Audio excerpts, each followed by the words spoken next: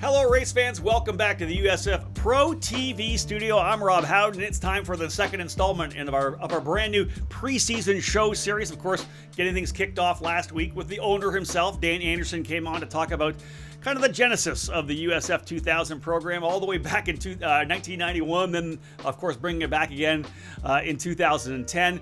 We're going to kind of stay with some of that history right now, staying with the series. I've got Steve Knapp joining me here today, of course, from Elite Engines. He produces all of the engines that we run in juniors, USF 2000 and USF Pro 2000.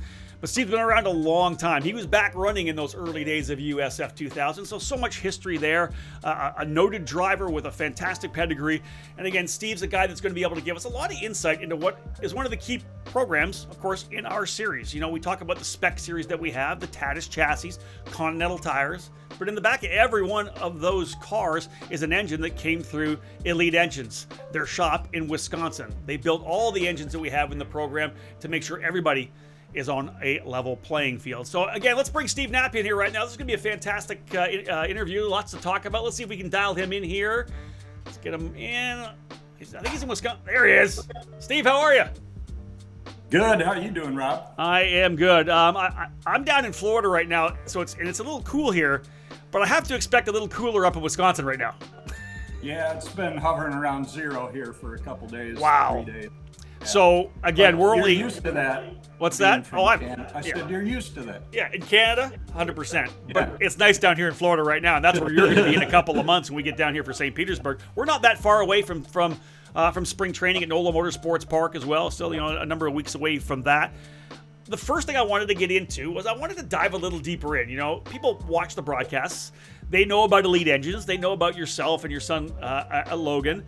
But let's go deeper into your career. I don't think people realize that, number one, a former Indianapolis 500 Rookie of the Year, lots of time in USF 2000, Atlantics. How did Steve Knapp get into motorsports? Where did you kind of make your entry into driving? Well, that would be credited to my father, Jerry Knapp, who was a Formula V racer, and he did do a year and a half of Pro Super V back in the day with Al Jr. and Mike Andretti and everybody. So I got the bug pretty early, and as soon as I was 18, that's how old you had to be to get a license. A little different, then. Right? Yeah. Yeah, way different. And I started doing some schools and went to work for a really good friend of mine, Curtis Farley, and I learned some engine rebuilding trades from him, and also continued working on my driving. So that's how I got started. And the Formula V is really a great training ground because they're so underpowered, and it's all about momentum and scrub and so yeah, it's a great little thing in itself. But times have changed quite a bit now. Now we have the USF juniors with what is it, 14? I think you have to 14 be years of age. Yeah. Crazy. You go into those podium ceremonies and they take their helmets off and you're like, oh my gosh, they're just children. No kidding. Well, listen, we talked to Dan in the first episode about the fact that he and Mike Foshee started USF 2000, the initial edition back in 1991. You spent some time running USF 2000. Talk about your experience those days in a tube frame car. It wasn't a carbon fiber car, right? It was a lot different machine back then. Yeah, they back then there were no one spec chassis as well. Yeah. So there were multiple chassis, multiple engine builders at the time. And I actually ran George Frazier back in the day in 94, I think it was. And that's when that was when I discovered Dan's series and how cool everything it was. And so we started building engines and running a car, and eventually I got the bug myself, and I had met John Miller back in the day, and he helped put a team together, and I supplied the motors, he supplied the cars, and we went racing. And that was kind of a training ground for me for where I am right now, as far as getting parody on everything because I went around and I called all my customers in '95, and Dan Anderson actually borrowed me his son's car, and I did some national races to be able to start up in the Pro Series in '96. And I called all my customers and I said, I'm going to go racing. And if you think that my engine is better in my car, you can have it, or you can have the one in the trailer that I'm going to put in my car, or whatever you want to do. And that's how I kept everybody happy. And we went out, and we had some big teams back then, the Capes and the Betoses and those guys, and we came out and won the championship the first year, so that was pretty cool. And listen, it was such a different time. We talk about the spec series we have now with the one car, the Tatis. You mentioned there was Van Diemen's, there was My Gals, there was the Bowmans. There was so many different cars, Carver that ran back in the day, and different engine builders as well. You've got this program so dialed in right now that we don't have a lot of issues with engines, right? It just doesn't happen. You've got these things built perfectly. It's so different back then when they were rebuilding engines after almost every race weekend. Yeah, that was me actually, strictly because Mike Foshee, whenever he would win a race in the series, the top end's coming apart, bore and stroke, they really did an excellent job of teching the engines. So I had the luxury of a fresh engine or checked up on engine every race because I won a few of them. So that was nice. Yeah. We got you back. You were frozen up a little bit there. We don't have any issues with Steve's engines, but eventually we have some trouble with the Wi-Fi. But you're with us. We're still good. We heard everything you said there. Again, just such a different time here right now. Let's before we jump into more now, modern day. You go through USF 2000. You go through Atlantic. You end up at the Indianapolis Motor Speedway running in the 500. This is a little bit of a taste of what that was like to be in the greatest spectacle in racing. Yeah, that's a very unique experience. Growing up, reading about it, reading about Mario Andretti and everything, and I got to work with them at Newman Haas and everything that when I just remember when I went there the first time, I was going for rookie orientation. Now I hadn't raced an IndyCar at all. Wow. And they weren't even going to let me do the rookie orientation unless I did a rookie orientation out in Las Vegas. So at the time, Greg Ray and my cousin Tom they had Genoa Racing and they were racing in the IRL. So they let me do a rookie test in their car out there, and then I got to go to the Speedway then with my deal and carry on. But when I walked into that place, I had never seen a race, IndyCar or Indy 500 live. I had been to the Speedway before, but walking in there and walking underneath the gasoline alley sign the first time, knowing that I was going to get a shot at qualifying, that's a big moment. And I can only imagine. I'm sure that that's probably still the same feeling that all the kids in the series have today. It's special. It's hallowed ground for sure. Yeah, I feel the same way anytime I'm there. Obviously, you as a former driver in the 500 get a chance to spend at the track itself. You get you get celebrated when you're there. You're part of autograph sessions for being a driver who's part of the history of the Indianapolis 500. Let's now fast forward into what you're doing now. Obviously, all the work you did with Farley, learning the engine business, you end up starting Elite Engines. It's now become this family business because we can't talk about Elite Engines and Steve Knapp without talking about Logan Knapp as well, because he's become such a fixture in the paddock. He's grown up at the racetrack, as we know, and kind of your right-hand man through this entire program. Yeah, I'm really lucky that way. When you can work with your kids, that's the best. And I started the business back in '91. I quit my job. I built a house. I started Elite Engines, and we had Logan.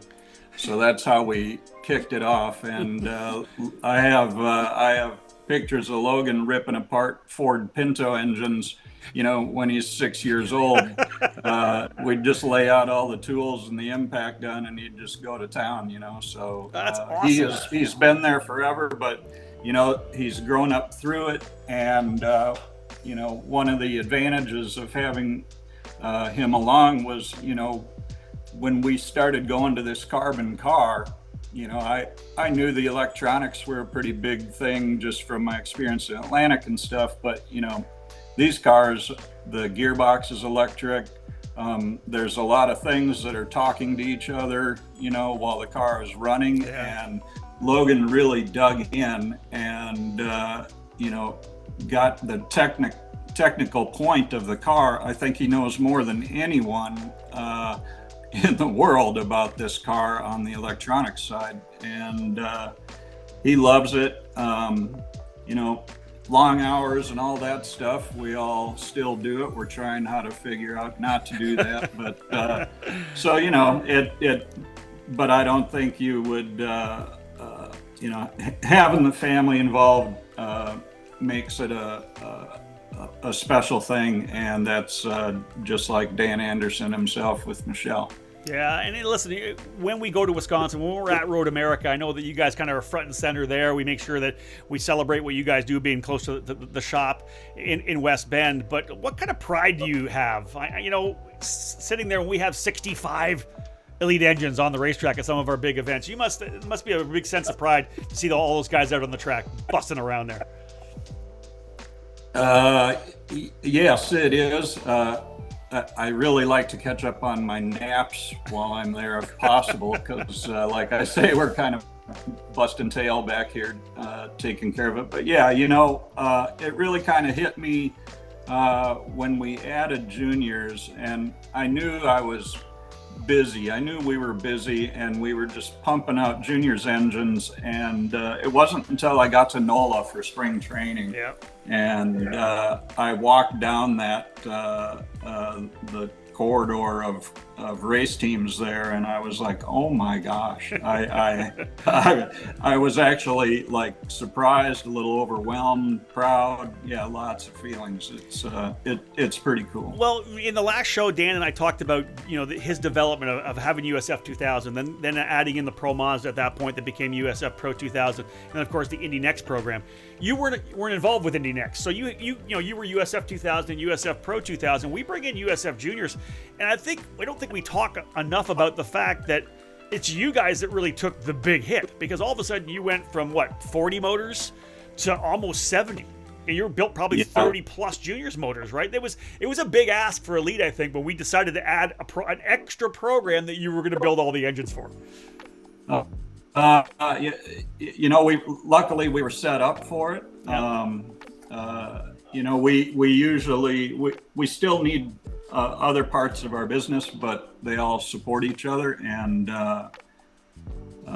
when juniors came along, it was kind of I had the same sort of feelings as when we were busting out work back when this series started in 2010. Stage Karam, I think, and Zach Veach and those guys. Yeah. And anyway, Dan said, well, I can't send a deposit on anything until we get the contract signed from Mazda, and I think we built 15 or 16 engines, all the parts to make it fit in the car and everything. And we got down to St. Pete, and somebody said, someone said to me, is this going to work? And I said, I hope so. We're going to find out pretty quick here. Wow. But yeah, no, it's juniors is, I really like the juniors racing. I mean, gosh, Rob, yeah. We should put a meter on your voice, actually, for the different series, and then we could really find. I think we could learn a lot. Yeah, I think our producers are back in the truck dialing me down when things start to happen. They don't want me to clip the volume. But listen, here's the interesting thing: is we talked about the evolution of the engine packages and what you're doing with the spec program. The cars obviously have evolved as well. We know when you were in USF 2000, it was the tube chassis. The cars, of course, now with TATIS and the carbon tub, so much safer right now. And now with the Halo added on as well. Steve, I know you and Logan are out on the pit lane a lot of the times when these races are starting, right? There's a chassis, there's tires, and there's an engine. That's what we have in these cars, and you're, of course, a third of the program. And I know that you connect with the drivers as well, right? And I know when they're rolling off, every one of these kids, they got your engine right behind them. I'm sure you feel just that little bit better knowing the safety we have in our cars are going to take care of them when they're on the racetrack. Oh, for sure. I mean, no doubt. We've seen some, incredible accidents, and the sturdiness, the toughness of the TATIS chassis. I won't want to be with any other race car manufacturer at the moment. But another thing that really impressed me about the car and the Anderson Promotions program is when at Indy we had the accident and Dan decided, no, the cars need to have the Halo right now. And, they both, everyone stepped up, delivering those tubs and everything. And, that is a big turning point, I think. Another huge advancement for the series. Well, again, you've been part of USF 2000 racing for so many years, right? And I've been following it as well. When the Halo first came out, I knew that it was great for safety. I didn't like the look of it. Now I look at a car without a Halo and it seems so weird to me because the Halo just seems part of an open wheel car these days. Right? That's right. Cars. I mean, I love it. And, it's too bad it didn't come earlier for, a number of years, actually. Agreed. We were talking before we came on the air a little bit, Rob. I remember back, I did Atlantic in 97. And that was the year of the Ralt RT41. Mm-hmm. So it had the tub was like, 6 inches from your face. And I thought about it the very first time I climbed in the car. I thought, man, that's awfully close, right? And then it's out of my mind. And it didn't come into my mind until we were at Nazareth, Pennsylvania. And Alex Barron and Gidley were leading, and it was Tagliani and myself. And I made a last-minute pass, 2 wheels in the grass, and we did the over-under. And when I slid out to the wall and looked at this concrete wall with, no even side protection in those cars then, right? Yep. Like we do now. I mean, yes, the safety of everything it's really cool how it just keeps on progressing. Yeah, and when we have these close connections with these drivers like we do nowadays, all those kids that we have in the USF Pro Championships, you want to have that safety because God forbid anything would ever happen. It's these new cars obviously taking care of our drivers. I know you're busy because we're 5-6 weeks away from NOLA Motorsports Park in spring training. Are you guys ready to go to start a new season? We're getting there. We've got some engines in here that we're taking care of from some testing, and a couple motors are scheduled. But other than that, we'll have a full trailer when we head to NOLA, and we're excited to go out and listen to some engines because they sound much better out in the car than they do on the dyno. 100%. Steve, thank you so much for joining me, man. I really appreciate it. Thank you, Rob. Cheers.